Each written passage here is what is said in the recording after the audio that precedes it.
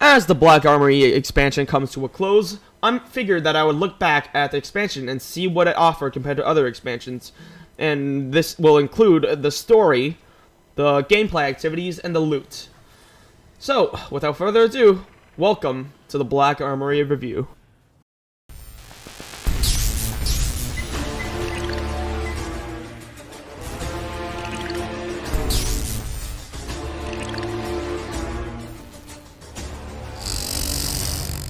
The Black Armory, unlike other Destiny 2 expansions, does not have a traditional campaign.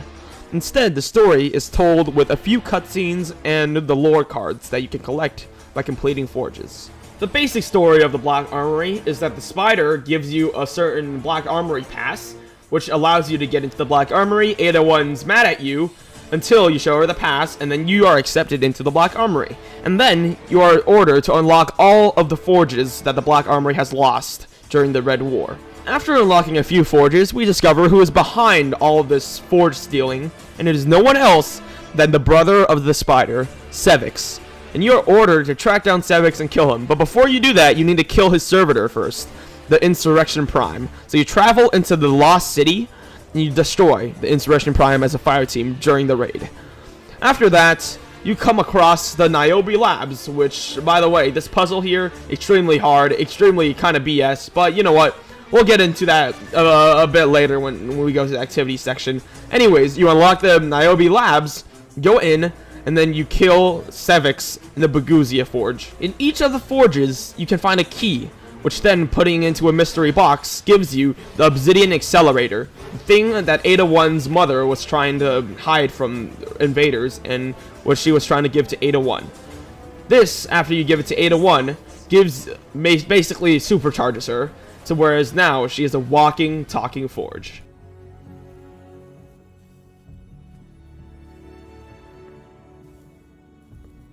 You found it.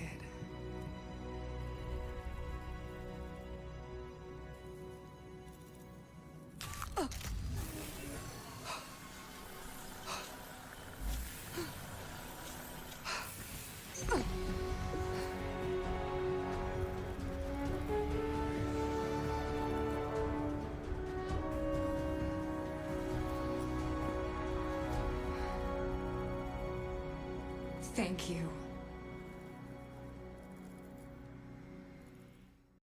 That is basically the story of Black Armory, but if you want to know more about the Black Armory, you can collect these Black Armory pages that'll tell you about the backstory of Ada 1 and the Black Armory itself. Overall, I believe the Black Armory story was quite well handled, as it kind of took a backseat to gameplay, but I'm perfectly fine with that, because this story and the entire expansion felt a bit more like a side quest, while the main quest of the Dreaming City and Savathun's invasion is still going on in the back. But I will not be covering that in this video, because I'm only going to be talking about stuff that is included only in the Black Armory expansion. Now that we're done talking about the story, let's talk about the gameplay. After all, Bungie did promise that this expansion is going to be focused more around the end game progression and activities, rather than the story and, like, Forsaken and those big campaign drops. So, this expansion includes 2 exotic quests, 1 puzzle, 4 forges, and a raid, a pseudo raid. It's between a raid layer and an actual raid, somewhere between there. But we'll talk about that once we start talking about the raid.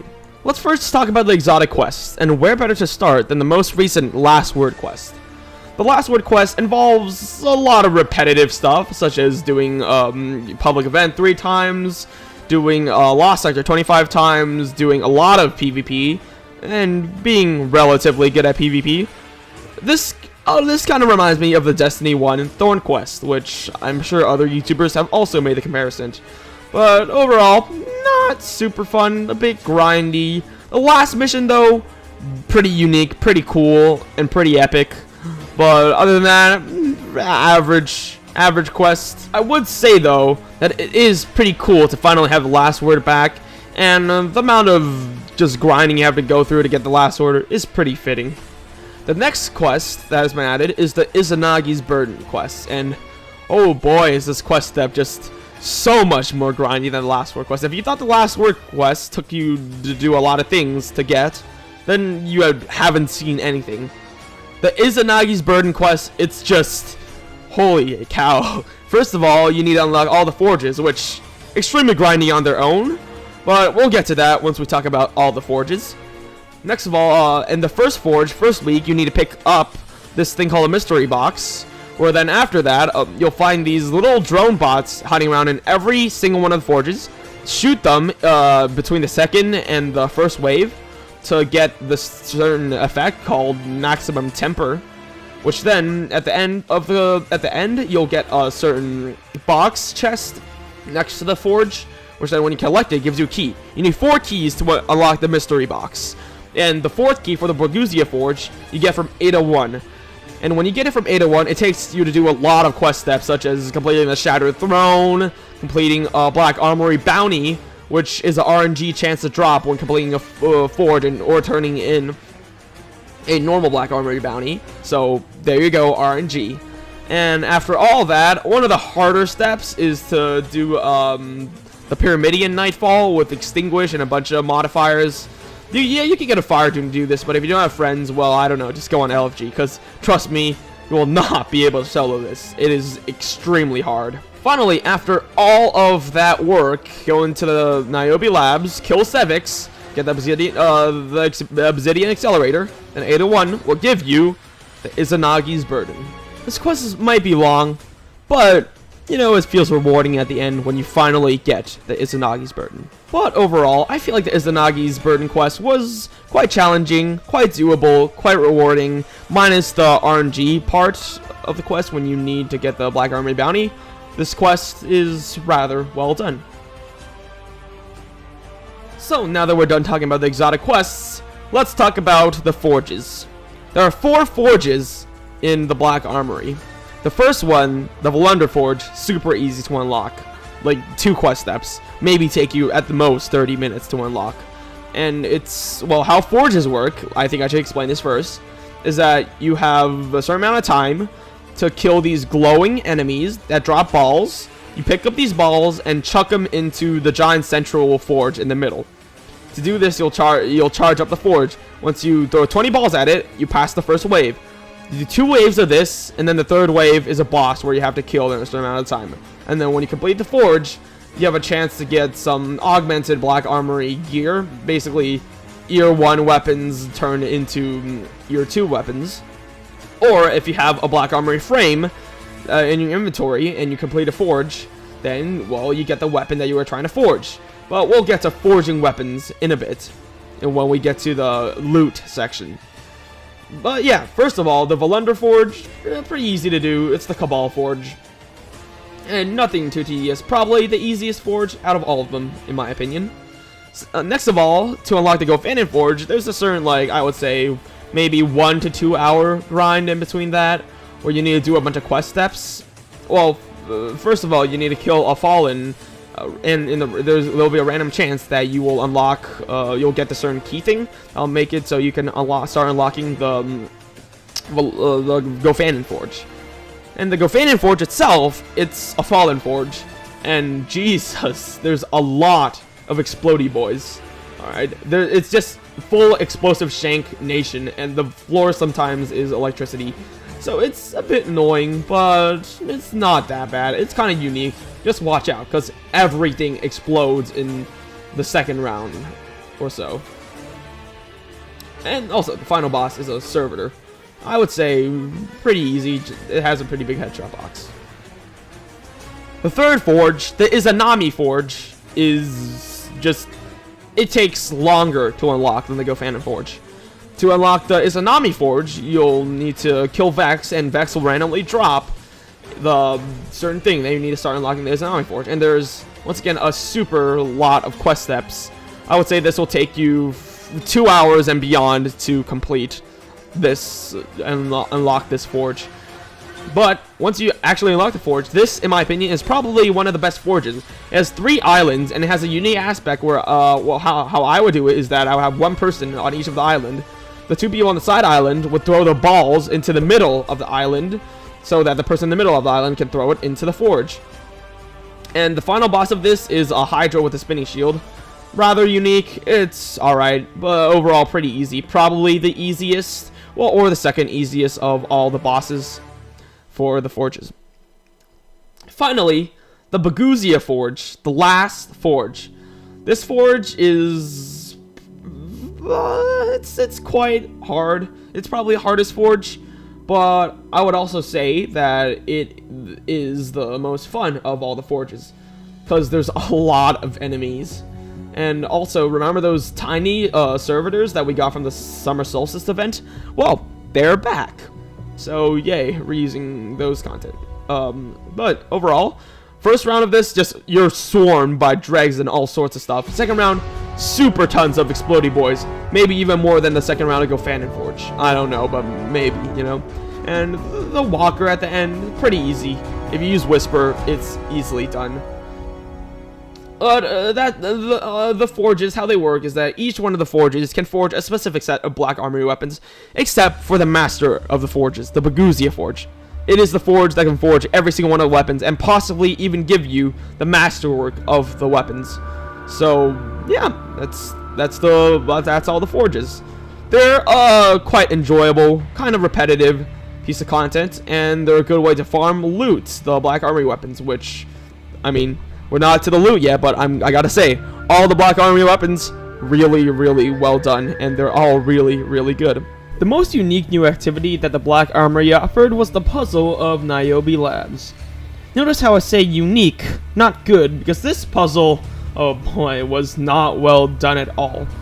The puzzle was just kind of a guess and pray that you're right activity, because as far as I know, there wasn't really a pattern to the puzzle, and neither was there any clues anywhere. In fact, the puzzle was actually bugged when it first came out. There was no way to complete it, and when you did complete it, you get an emblem and a ghost shell. The Niobe Labs was a cool idea, but I feel like it could have been executed better, and as it is right now, was executed very poorly. On a brighter note, the Scourge of the Past raid that came with the Black Armory is one of my favorite raids ever. The setting of the raid is the Lost City, a place that we've never visited apart from the last mission in Vanilla Destiny. The raid in a story perspective was very interconnected to the main story of the Black Armory, as we are tasked to take down the Insurrection Prime, the servitor of civics. I like this about both this raid and also the Last Wish, which very much connected to the Dreaming City story and was brought to us in the well-crafted Forsaken expansion. Imagine if the raid in Warmind was actually you fighting Zol, instead of just doing an errand for Callus.